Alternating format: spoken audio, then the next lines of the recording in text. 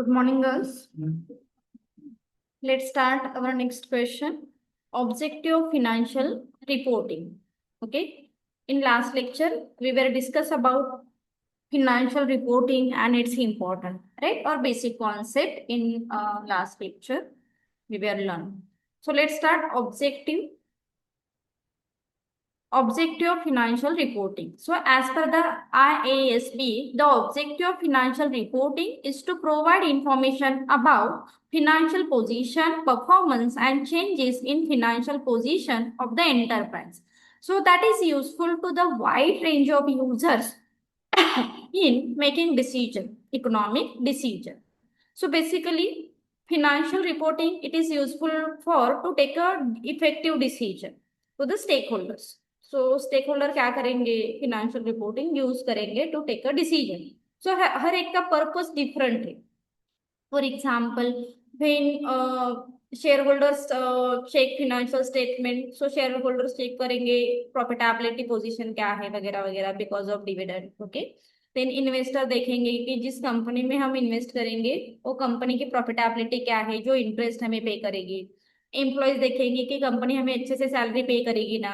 That means हर एक का intention क्या होगा, डिफरेंट होगा to checking the financial statement. So some these are the objective.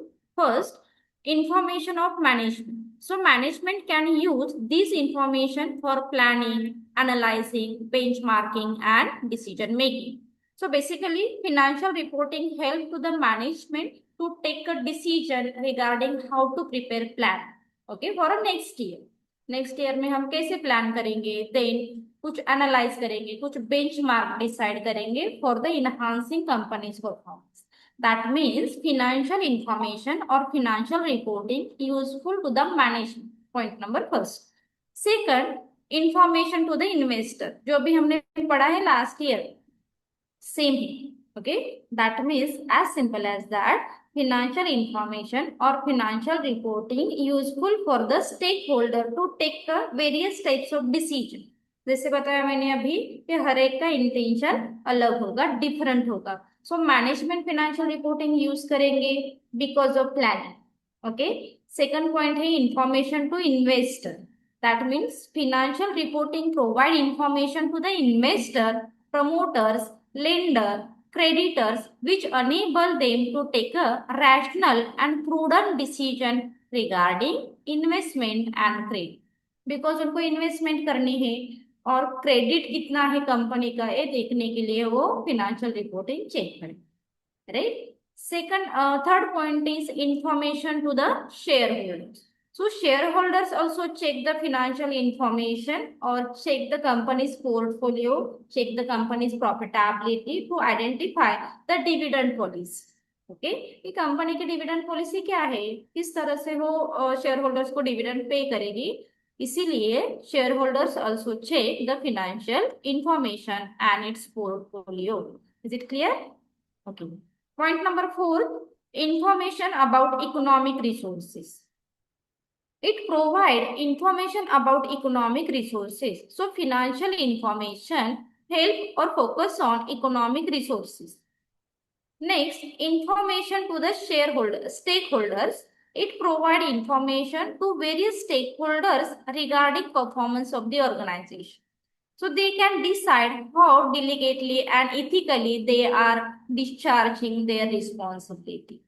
So हर एक फॉर एग्जाम्पल क्रेडिटर्स के बिहाफ में कुछ अलग रिस्पॉन्सिबिलिटी होगी कंपनी की. For example creditors provided raw material to the organisation. So as a part of responsibility of the companies pay regularly payment to the creditors.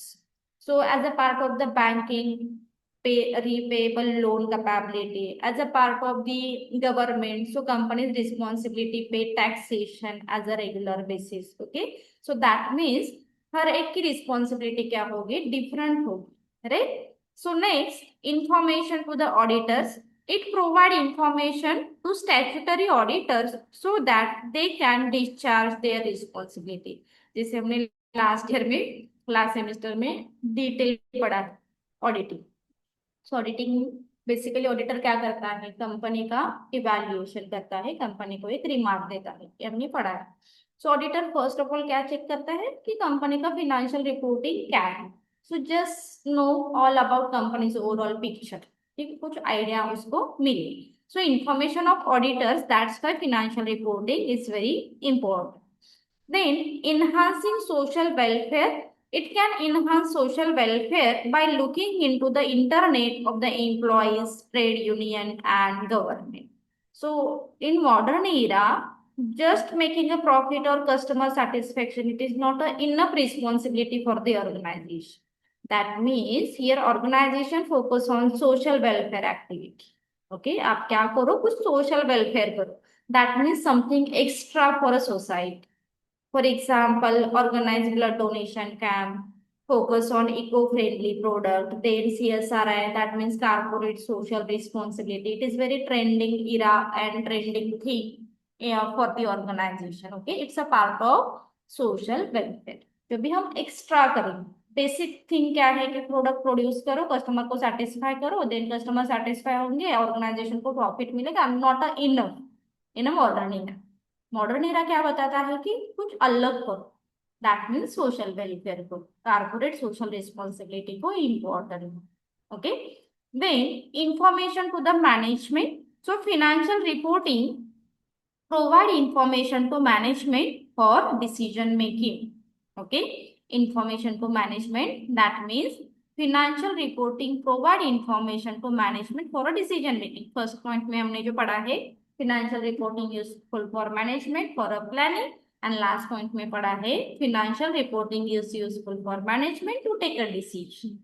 Is it clear? So these are the objective of financial reporting. When we prepare exactly report of financial account, so this report is useful for the many stakeholder to take a various step of decision.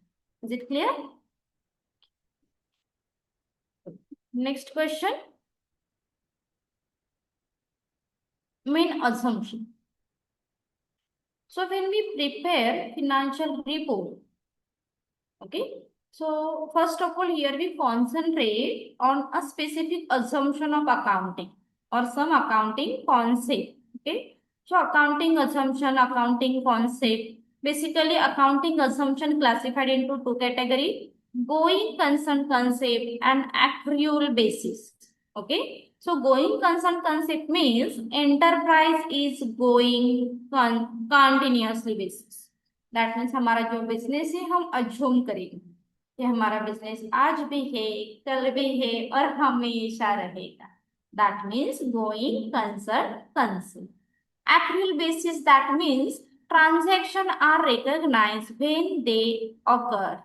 That means as per the situation here we modify our policy. Okay, that means accrual basis. Transaction are recorded when they occur. म्हणजे जेव्हा घडेल तेव्हाच record करा, otherwise record नाही केला तरी चालेल. Okay, बघूया आपण detail. Going concern concept and accrual concept, आणि याच्यानंतर मग आपण तो डिटेल बघू. Going concern concept. So the financial statement are based on the assumption that the organization is going concern. It will continuous its operate for the foreseeable future. म्हणजे organisation काय आहे तर कंटिन्युअस बेसिस वरती चालू असणार आहे. Okay, on a continuous basis. There is no intention to liquidate organisation. Okay, कोणत्याही प्रकारचं लिक्विडेशनचं इंटेन्शनच नाही आमचं. म्हणजे आम्ही असे बिझनेसच इंट्रोड्यूस नाही केलेले की आज चालू करूया आणि उद्या बंद करू. This is not a intention of business. That means going concern concept concentrate on foreseeable future continuous basis. काही झालं तरी आपल्याला बिझनेस कंटिन्युअस करायचाच आहे, हा कंटिन्युअस चालवायचा आहे. There is no need to the certain materiality and the scale of operation. It indicates that the assets are kept for generating benefit in future. म्हणजे जसं आपण म्हणतो ना, आता गोष्टी सगळ्या गोळा करून ठेवू, जमा करून ठेवू, कारण त्या फ्युचर मध्ये कुठे ना कुठेतरी युजफुल होतील, कामी. They are not for the immediate sale. Going concern मध्ये काय, ज्या असेट आपण बाय करतोय किंवा आपण स्टोर करतोय त्या काही इमिजिएट सेल नाही करायचे. Okay, So current change in the asset value is not realizable, hence it should not be countable. मग गोइंग कन्सर्न थोडंसं डिटेल त्याच्यामध्ये सांगितलं जातं की आपल्याला एखादी गोष्ट कंटिन्युअस बेसिस वरती करायची आहे तर आपण काय करतो, सगळ्या गोष्टी त्याच्याशी रिलेटेड जमा करत जातो, राईट. आणि काही असेट आहेत ते स्टोअर करून ठेवतो. जसं आपल्याला माहितीये की काही असेटची व्हॅल्यू ही फ्युचरमध्ये जाऊन वाढणार आहे, तर ते असेट आपण इमिजिएटली सेल करू का हो? नाही. किंवा फॉर एक्झाम्पल एखादा शेअर आहे, तर त्या शेअरची प्राइस जर इन फ्युचर वाढणार असेल तर ते शेअर आपण होल्ड करून ठेवू आणि फ्युचरमध्ये सेल आउट करू, लाईक दॅट. ओके, ह्या सगळ्या गोष्टी गोइंग कन्सर्न मध्ये येईल, because here we focus on futuristic approach. Okay, कारण आपण इथे फ्युचरला जास्त इम्पॉर्टन्स देतोय. आपल्याला कॉन्फिडन्स आहे की आपला जो बिझनेस आहे हा कंटिन्युअस बेसिस वरती काय होईल तर चालत नाही. ओके, नेक्स्ट आहे ऍक्रिव्ह concept. As this concept, effect of transaction and other event are recognized on mercantile basis. As per this concept, effect of the transaction and other event are recognized on the mercantile basis. Mercantile goods. Okay, गुड्सची category काय आहे त्याच्यावरून तुम्ही काय करताय तर decide करताय की ते त्याचं रेकॉर्डिंग रेकग्नायझेशन कसं असेल. That is when they offer. जसं आपण सांगितलं की एखादा इव्हेंट घडला, एखादा ट्रान्झॅक्शन घडलं तर ते रेकॉर्ड करायचं, otherwise not necessary. Where cash is paid or receive. आता सपोज एखादं आपल्याला ट्रान्झॅक्शन रेकॉर्ड करायचं आहे, कॅशशी रिलेटेड आहे, जसं आपण काल मी थोडंसं डिस्कस केलं. कॅश फ्लो मध्ये काय असेल, कॅश इनफ्लो, कॅश आउटफ्लो. आता कॅश इनफ्लो झालाच नाहीये तर रेकॉर्ड करायची गरज आहे का? नाही. कॅश आउटफ्लो झालाच नाही तर रेकॉर्ड करायची गरज आहे का? नाही. सो सेम थिंग ऍक्रुअल कॉन्सेप्ट ह्या गोष्टीवरती फोकस करते, जे आहे एक्झॅक्ट बघा आणि रेकॉर्ड करा, otherwise not necessary. They are recorded in the books of account. They are reported in the financial statement of the period of which they related. Okay. Financial statement prepared on the accrual basis includes past event involve payment and receipt of cash and also an obligation to pay cash in the future and the resources that represent cash to be received in the future. आता म्हणजे इथे काय सांगितलंय बघा, ऍग्रीव्ह basis काय सांगतं. For example me transaction केली, सम transaction आपल्याला माहिती असतात की some transaction on cash basis and some transaction on credit basis. तर हे ऍक्रुअल बेसिसचे दोन्ही ट्रान्झॅक्शन काय केले जातात, इथे रेकॉर्ड केले जातात, कारण इन फ्युचर आपल्याला ते ट्रान्झॅक्शन मिळणार आहे. कारण जर आता सपोज आपण एखादं प्रोडक्ट सेल केली, ते सेल केले क्रेडिट बेसिसवर, मग आपण जर्नल एंट्री करतो, ती रेकॉर्ड करतो. बट ती कोणाच्या नावाने, की क्रेडिट कोणाला केलेलं आहे त्याच्या नावाने रेकॉर्ड केली. अजून 4 दिवसांनी पैसे रिकवर झाले तर त्या पद्धतीने आपण ती सेकंड इफेक्ट त्याचा देऊन टाकू. This is called the accrual basis. So थोडेसे ह्या कॉन्सेप्ट आपण डिटेल बघणार आहोत.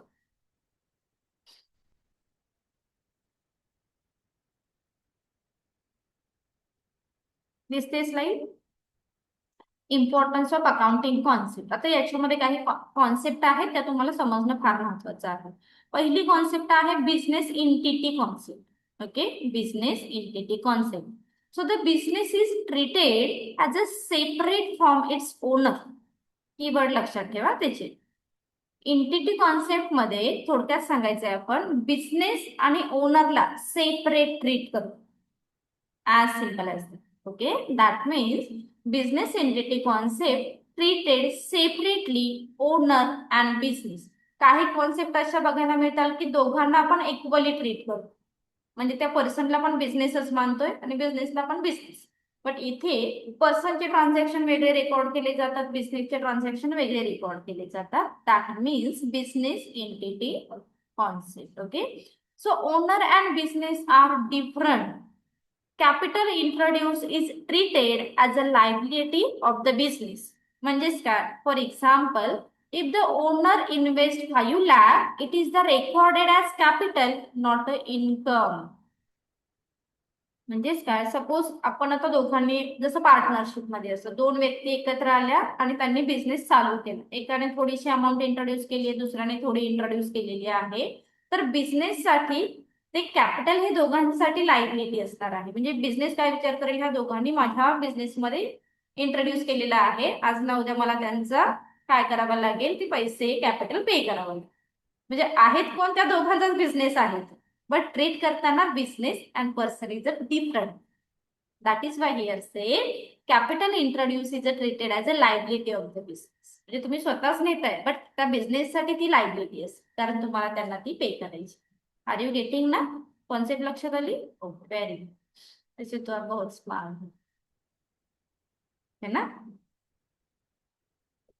चलो next.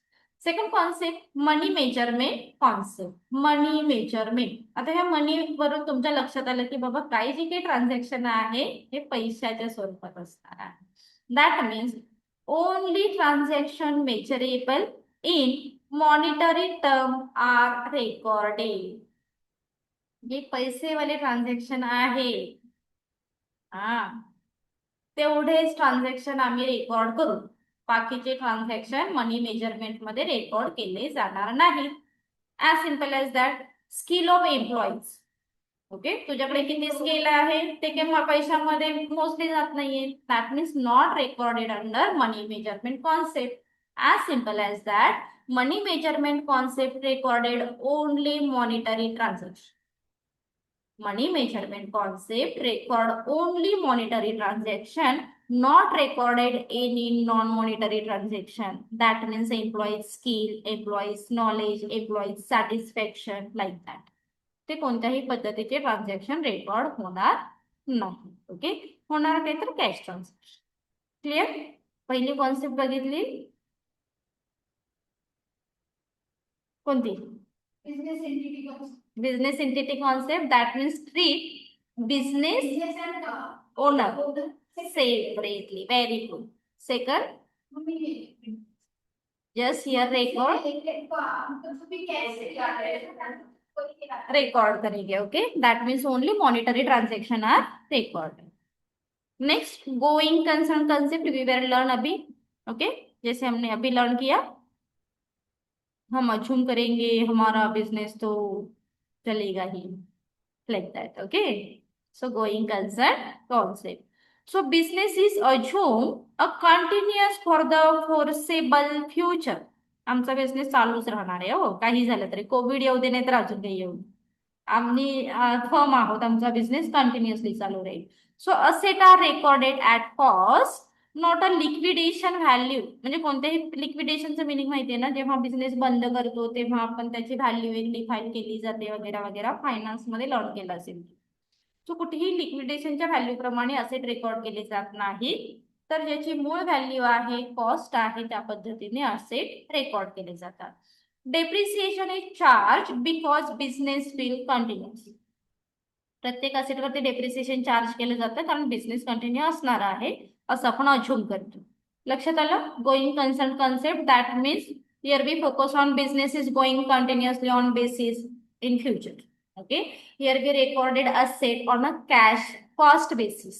Okay, here we also charge the depreciation. हा 3 कीवर्ड लक्षात ठेवायचे. क्लियर? नेक्स्ट आहे accounting period concept. Accounting period concept means business life is divided into fixed period, usually 1 year. आपल्याला माहिती आहे की आता अकाउंटिंग पिरियड कितीचा असतो, तर 1 इयरचा असतो. वर्षाच्या शेवटी आपण फिनान्शियल स्टेटमेंट प्रिपेअर करतो. सो याच्यामध्ये काही फार वेगळं नाहीये. Financial statement are prepared annually, help in performance evaluation. आणि फिनान्शियल रिपोर्टिंगचा पर्पज काय आहे, तर आपल्याला माहिती आहे की कंपनीचा फिनान्शियल परफॉर्मन्स काय आहे ते चेक करण्यासाठी आपण financial statement draw. So this is all about accounting period concept. तेवढी महत्वाची नाहीये कारण इट्स व्हेरी कॉमन. ओके, तर बाकीच्या थोड्याशा वेगळ्या वाटतील तुम्हाला. नेक्स्ट आहे cost concept. This is the historical cost concept पण आपण याला म्हणतो. Asset are recorded at original purchase cost. Original purchase cost. Even if market value change, asset remain recorded at cost. Okay, म्हणजे हा, येस, मार्केटमध्ये काही change होतो.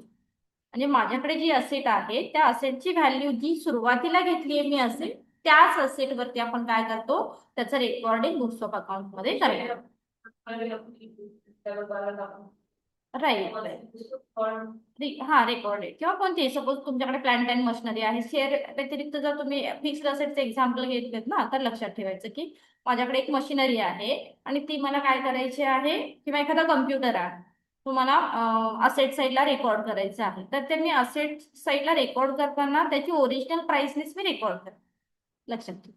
म्हणजे आता मार्केटमध्ये त्या कम्प्युटरची प्राइस चेंज झाली म्हणून मी त्या नवीन प्राइसने त्याचे रेकॉर्डिंग नाही करणार. ज्या प्राइसला मी ते परचेस केलं होतं, ज्या प्राइसला मी असेट बाय केली होती, तीच प्राइस मी बॅलन्स शीटच्या असेटला दाखवतो. As in clear. Dual aspect concept. आता हे सिंपल आहे. Every transaction has two aspect based on the accounting equation. Okay, प्रत्येक अकाउंटिंगचे दोन आस्पेक्ट असणार आहेत. जसं आपल्याला फॉर्म्युला माहिती आहे, असेटचा फॉर्म्युला फक्त लक्षात ठेवा. असेट म्हणजेच काय हो, asset is equal to liability plus capital.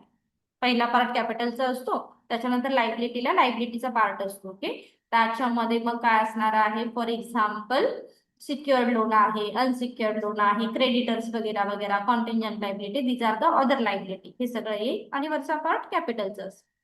Okay, so या दोघांची टोटल केली तर आपल्याला माहिती आहे की लायबिलिटी के टोटल असेट के टोटल सेम असते. मग असेट लायबिलिटी म्हणजे काय, तर लायबिलिटी प्लस कॅपिटल. कारण कॅपिटलला आपण एक्झॅक्टली लायबिलिटी म्हणून कधी प्रॅक्टिकली कन्सिडर नाही. जेव्हा बिझनेस एंड होतो तेव्हा आपण त्या कॅपिटलला लायबिलिटी म्हणून कन्सिडर करतो. इट्स अ प्रॅक्टिकल थिंग, लक्षात ठेवा. हा, पुढे म्हणून याचा फॉर्म्युला असा लिहायचा. अदरवाईज आपल्याला माहिती आहे asset is equal to liability पण लिहू शकतो, but liability means not exactly liability. Liability means liability plus capital. Okay, example goods purchase for cash, stock increase, cash decrease, et cetera et cetera. पण प्रत्येकाचे दोन इफेक्ट असणार आहेत. Accrual concept. Income and expenses are recorded when they are earned or incurred, not when cash is received or paid. Okay, आता इथे expenses जेव्हा होणार आहेत, income and expenses are recorded when they are earn or income. जेव्हा expenses आणि income earn होईल तेव्हा आपण काय करतो, तो record. Example, outstanding salary is recorded as a expenses, accrued income is recorded as a income. हा, आता थोडक्यात मगाशी बघा आपली काय मिस्टेक. आता इथे आपण काय सांगतोय थोडक्यात, accrued कॉन्सेप्ट ही अशी कॉन्सेप्ट आहे ज्याच्यामध्ये ट्रान्झॅक्शन जे होणार आहेत त्याचा इफेक्ट आपण देतोय. कॅश वाले डायरेक्ट ट्रान्झॅक्शन रेकॉर्ड करत नाही, जे पेंडिंग वाले आहेत ना तेवढे करतो. आता इथे काय सांगितले, income and expenses are recorded when they are earn and incurred, not when cash is received or paid. म्हणजे कॅश मिळालीये, रिसिव्ह केलीये, पेड केली तेव्हा रेकॉर्ड करायचं नाही. तर आउटस्टँडिंग सॅलरी असते, आउटस्टँडिंग म्हणजे की इन फ्युचर हे ट्रान्झॅक्शन होणार आहे तेव्हा ते आपण काय करतो, ऍक्रुअल मध्ये रेकॉर्ड. क्लिअर. म्हणून एक्झाम्पल दिलेत, outstanding salary, income accrual, recorded. Matching concept. Matching concept. Expenses must be matched with related revenue of the same period. Okay, matching मध्ये एक्सपेन्सेस काय केले जातात, मॅच केले जातात. So goods of cost sold match with the sales revenue. म्हणजे suppose एखादं transaction कशाशी related आहे ते मॅच केलं जातं, की तुम्ही जे ट्रान्झॅक्शन रेकॉर्ड केलेलं आहे, जसं आपण म्हणतो ना ऑडिटिंग मध्ये आपण इव्हिडन्स चेक करायचं, सेम मॅचिंग कॉन्सेप्ट मध्ये आपण मॅच करतो. Expenses must be match with related revenue. For example, expenses कधी होतात, एखादी वस्तू मी परचेस, म्हणजे आता मी एखादी वस्तू परचेस केली, हा मी मोबाईल बाय करून आली मार्केटमधून, म्हणजे मी ऑर्गनायझेशन मध्ये काय सांगते, एक्सपेन्सेस आहे, पैसे गेले, म्हणजे मी डेबिट साईडला दाखवले. मग डेबिट साईडला मॅचिंग कॉन्सेप्ट काय सांगते, हा एक्सपेन्सेस दाखवला, मोबाईल दाखवा कुठे.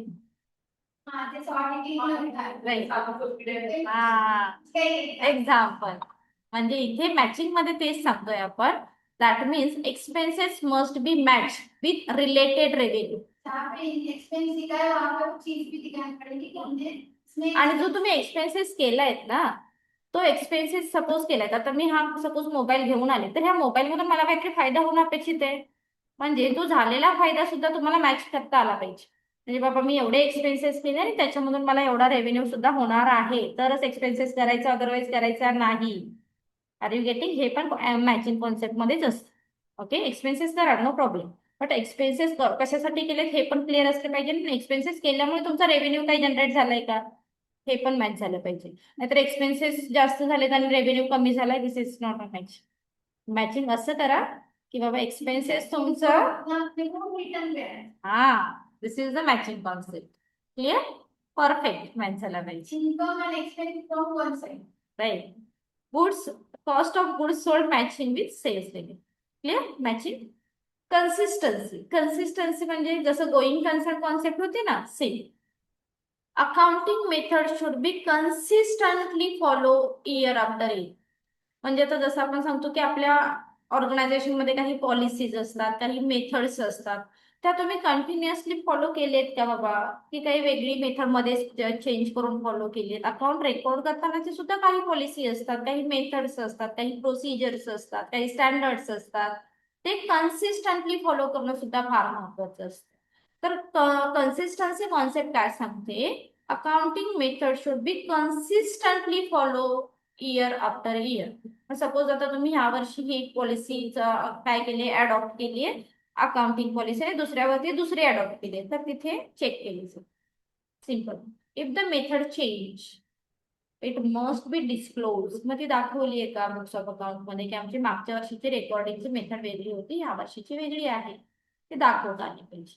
Okay, reason must be explain. जर तुम्ही अकाउंटिंग, हा, सपोज आता माझ्या म्हणजे सिंपली काय की मी मागच्या वर्षी अकाउंटिंग, फिनान्शियल अकाउंटिंग पद्धतीने मी रेकॉर्ड केलं आणि पुढच्या वर्षी मी रेशिओ अनालिसिसच्या मेथडने काय करते, फिनान्शियल स्टेटमेंट चेक करते.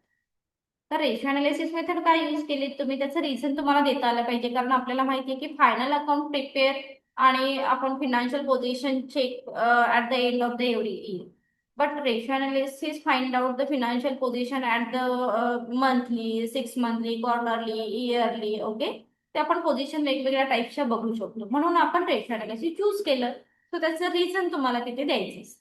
एखादी लाईक दॅट, म्हणजे मी जस्ट एक्झाम्पल दिलं. अकाउंटिंग पॉलिसी वेगवेगळी असू शकतात, त्याचं रिझन जर तुम्ही चेंज केलं तर तिथे देणं महत्वाचं आहे.